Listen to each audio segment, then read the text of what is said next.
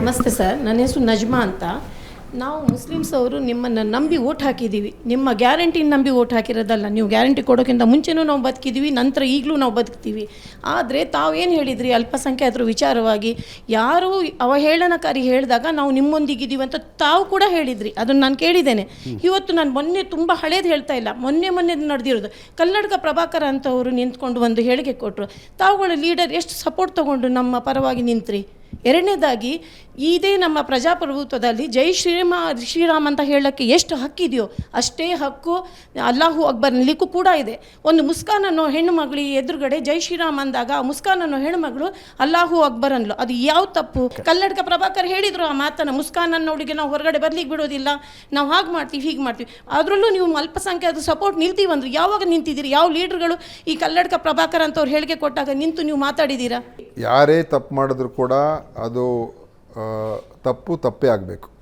ಅದು ಒತ್ತಡದ ಪೂರ್ವಕವಾಗಿ ಜೈ ಶ್ರೀರಾಮ್ ಅಂತ ಹೇಳೋದು ಕೂಡ ತಪ್ಪು, ಅಥವಾ ಇನ್ನೊಂದು ಅಲ್ಲಾಹು ಅಕ್ಬರ್ ಯಾರೋ ಒತ್ತಾಯ ಮಾಡಿ ಹೇಳುವಂಥ ಅದು ತಪ್ಪು. ಯಾರೂ ಅದು ಒಪ್ಕೊಳ್ಳೋಕ್ಕೆ ಸಾಧ್ಯ ಇಲ್ಲ.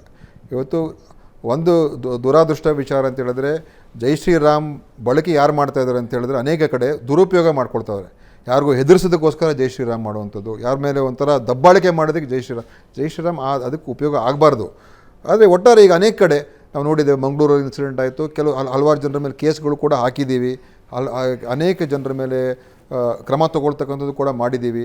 ಮತ್ತು ಇವಾಗ ಒಂದು ಈ ಏನು ತಪ್ಪು ಸಂದೇಶಗಳು ಮತ್ತು ಸುಳ್ಳು ಸಂದೇಶಗಳನ್ನು ಕಳಿಸ್ತಕ್ಕಂಥದ್ದಕ್ಕೆ ಒಂದು ವ್ಯವಸ್ಥೆಯನ್ನು ಇವತ್ತು ಹೋಮ್ ಡಿಪಾರ್ಟ್ಮೆಂಟ್ ಮಾಡ್ತಾಯಿದ್ದಾರೆ.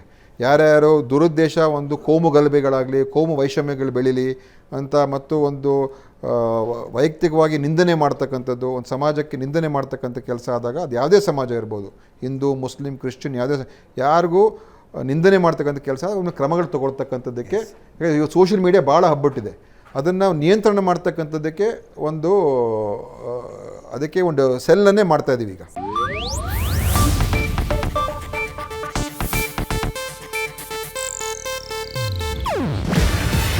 ಇದು ಏಷ್ಯಾನೆಟ್ ನ್ಯೂಸ್ ನೆಟ್ವರ್ಕ್ ಪ್ರಸ್ತುತಿ.